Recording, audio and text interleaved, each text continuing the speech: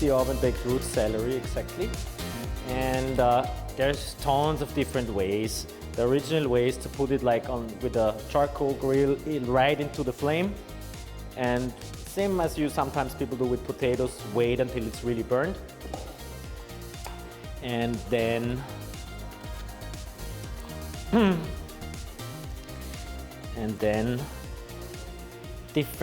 many different ways. You take the peel off, of course. You can make it soft, you can leave it hard, but I will then cut it into little pieces and serve it with lemon. Oh, I can. And also a bit of fermented lemon. Welcome and hi, my name is Wrenkh. This here is the Wrenkh Restaurant and the Wrenkh Kochsalon, which means kind of cooking space or cooking school.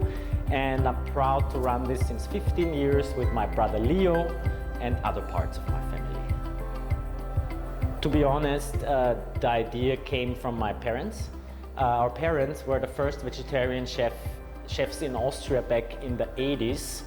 And imagining that a part of our family also were butchers, well, this was pretty crazy. But when it comes to tradition, to me, I think it's very important to understand eating meat every day, there's no tradition to it. This exists since the 50s. Before that, all cooking was vegetarian because meat was too expensive. So long story short, what we love to do nowadays is to have maybe every now and then one great piece of meat or a great piece of fish, if I get lucky fishing, and the rest of our cuisine is veggie. And we call that, it doesn't translate quite perfectly to English, but straight translated from German, we call it the veggie-centered world. So instead of the meat in the middle in this restaurant, the spargos, for example, the veggie is center and the meat is maybe just a side. I usually, for small quantities, I just do it really simple. With my hands, I keep the seeds out, and that's it. Of course, I will put salt and pepper. I mean, there's a larger tradition of owning restaurants in the family. The great-grandfather had a small one on the countryside. My grandfather had a place where he sold only wine. Yeah, so has always been this tradition in the family of restaurants. From the other side of the family, our grandfather was a coffee roaster. He had a coffee house. So it's in the family. Since '09, we do it together as a family again, as my brother and myself. Our parents are very welcome, but only as guests. 2 bosses is enough for my poor team. Most of the dishes also are done by my brother Leo. He has 2 little kids, so he can't bear every night. But most of our ideas come from my brother Leo Wrenkh. Very close.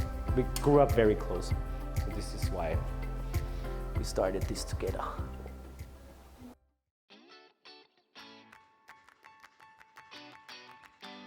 Yeah, this is also an old Austrian tradition to make something called Gröstel. And it doesn't translate to English, which means roasting a lot of stuff together. And we just took all the ingredients that we like the most. Kimchi from South Korea, we make it ourselves, by the way. And the buckwheat because of its nutty taste. And the quinoa, frankly, because people like to read quinoa on menus. I would rather prefer without quinoa, simply the buckwheat, but the mix also makes it a little lighter, and this is how the dish was created.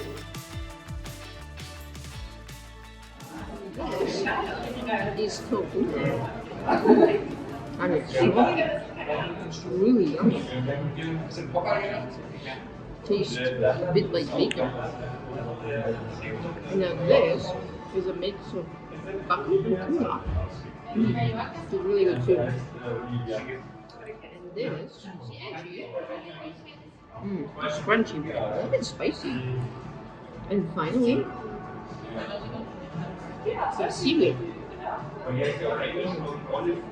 Such a nice finishing note to this dish. Absolute vegetarian delight. Mushroom schnitzel for me is a childhood memory. We used to go a lot to the woods with my aunt to collect mushrooms. This is the oyster mushroom that we use. We basically do the crust as with traditional schnitzel, a little salt, so that a little water comes out of the product. Also, you do the same process with the meat, so that you get these perfect bubbles. And then you have the first flour, then eggs, scrambled eggs, and the third part is bread. I think in English it's bread flour or bread crumb. Yes, and once this is done, we deep fry it in plant oil. At the moment it's sunflower oil. This is how we came up with the dish, and you'll see it's really a wonderful taste. The taste is really exceptional.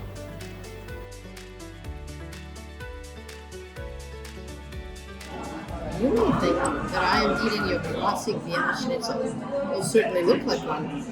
I would have never guessed it's anything else but a Vienna schnitzel. It was by the looks, but it's not. It's actually their mushroom schnitzel, so it's entirely vegan. Dip it into this tarragon sauce. And give it. Yummy. It is so crunchy. I never thought a mushroom can be so crunchy. So crunchy on the outside and so chewy on the inside. Just like schnitzel. Like real schnitzel. It's vegan. Well, no one here in the family has ever been vegetarian. We just like cooking it. And there's different stories, but they had the idea of actually doing something wholesome, meaning only a restaurant where it's only whole grain, like whole grain rice, whole grain bread, brown sugar, not only brown sugar, but the unrefined sugar, and but to cook actually in a French way. And they were not really sure of doing it with meat or without.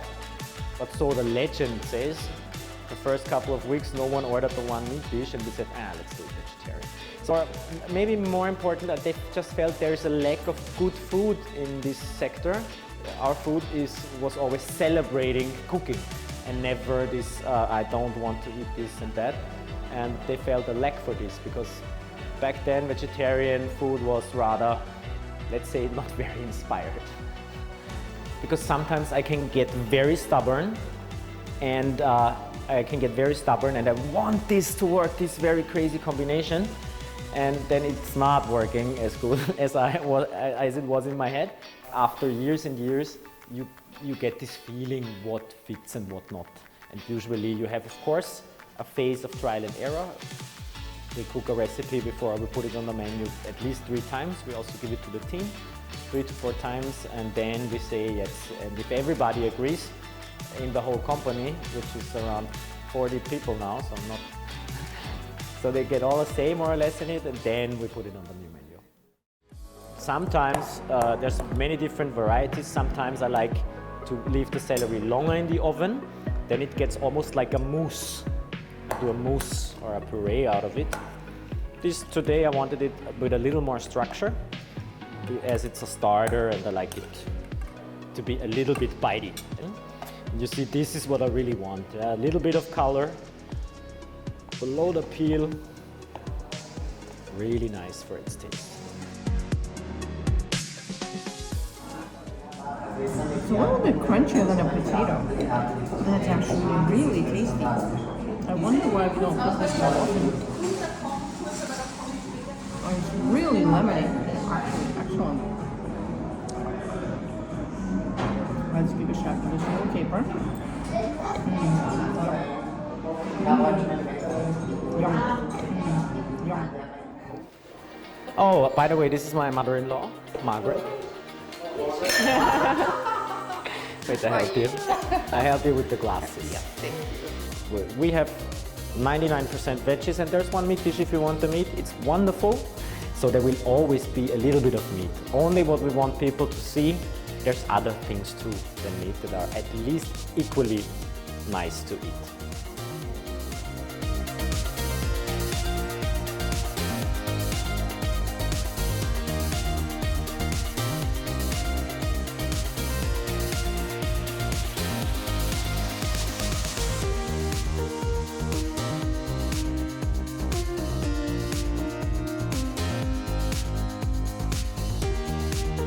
Perfect.